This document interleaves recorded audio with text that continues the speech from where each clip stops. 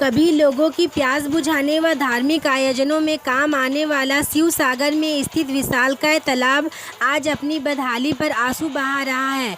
अतिक्रमण व गंदगी के कारण इस तालाब का वजूद ही खतरे में पड़ गया। यही कारण है कि स्थानीय लोगों के द्वारा जिला प्रशासन से तालाब की जीर्णोद्धार को लेकर गुहार लगाई गई। स्थानीय लोगों की माने तो इस तालाब का निर्माण 1540 ईस्वी में हुआ था। तब यह तालाब इतना विशाल था कि इसे लोग सागर के नाम से बुलाया करते थे। इस तालाब के नाम तथा इसके तट पर स्थित भगवान शंकर के मंदिर के नाम को मिलाकर ही इस गांव का नाम शिव सागर पड़ा था। जब इस तालाब का निर्माण हुआ था तब इसके पानी से लोग अपना प्यास बुझाने के साथ साथ इसका उपयोग धार्मिक आयोजनों के लिए करते थे।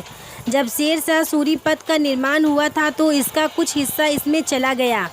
इसके बाद से लगातार इस तालाब का दायरा सिमटते जा रहा। वर्तमान में कई लोगों के द्वारा इस तालाब के आसपास घर का निर्माण कर इसका अतिक्रमण कर लिया गया। आलम यह है कि कई किलोमीटर में फैला यह विशाल तालाब अब मात्र कुछ दूरी पर सिमट कर रह गया। अगर अब भी इस तालाब के जीर्णोद्धार का उपाय नहीं किए गए तो आने वाले दिनों में यह ऐतिहासिक तालाब केवल इतिहास के पन्नों पर ही दर्ज होकर रह जाएगा।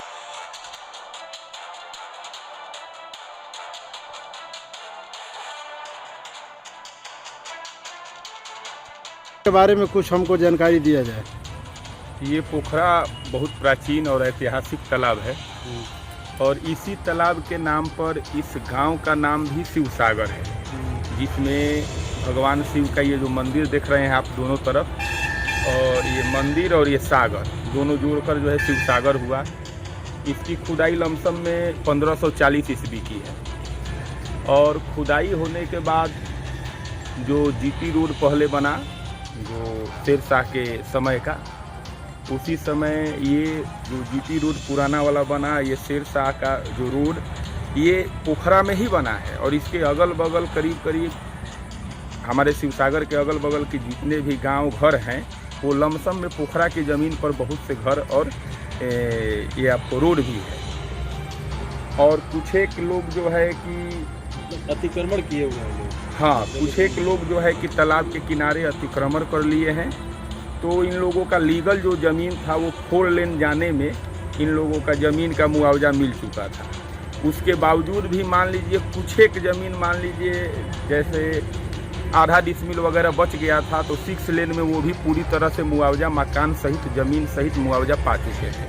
और पाने के बावजूद भी पीछे की ओर अतिक्रमण कर रहे हैं, अपना घर बना रहे हैं। पोखरा का ज़मीन में जी, पोखरे का ज़मीन अब खुलेआम से मतलब ये अतिक्रमण कर रहे हैं। इसमें जिला प्रशासन की तरफ से कोई? हाँ, इसमें जो है कि हम लोग सीओ साहब को आवेदन दिए थे। उन्होंने कहा कि हम नापी करवाएंगे, देखेंगे। और उसके बाद डीएम सर को भी दिया गया था। डीएम सर के पास भी हम लोग आवेदन पहले दे चुके थे। तो उसके बावजूद भी कोई कार्रवाई नहीं होने के बाद फिर हम लोग पुनः जो है कि सीओ के पास नया आवेदन दिए हैं, जिसमें पुराना डीएम वाला आवेदन और आपको ये पुराना सीओ वाला आवेदन भी संलग्न कर दिए हैं। उसमें लिखे हैं हम लोग कि तालाब जो है कि मुख्यमंत्री योजना जल जीवन हरियाली के तहत जो है सौंदर्यीकरण में होना चाहिए। और ये पुनः जो पहले समय में एक समय में इसके पानी से दाल बनता था, उस समय चापाकल का महत्व नहीं था, या तो कुआं होता था या तो तालाब होता था। तो इसके पानी से लोग दाल वगैरह भोजन बनाने के काम में होता था और यहाँ पर्यटन आते थे। और जो जवार की मवेशी होती थी गर्मी के दिनों में, ये पानी पीने का भी उन लोगों का साधन यही था। और आज देख लीजिए, आप लोग देख रहे हैं ये तालाब जो है कि एकदम दुर्दशा वाला हो गया है। 4 लेन के बनने में इसका जो निकासी था, पहले तालाब का पानी जो है कि निकलकर नहर में मिल जाता था। 4 लेन बनने में जो है कि वो निकासी भी अवरुद्ध हो गया, बंद कर दिया गया। और क्योंकि बोले थे कि हम लोग 4 लेन वाले कर्मचारी बोले थे कि हम लोग बनाएंगे, लेकिन नहीं बना पाए और पानी न निकलने की वजह से ये और गंदा हो गया। आपका नाम क्या हुआ? तारकेश्वर गुप्ता।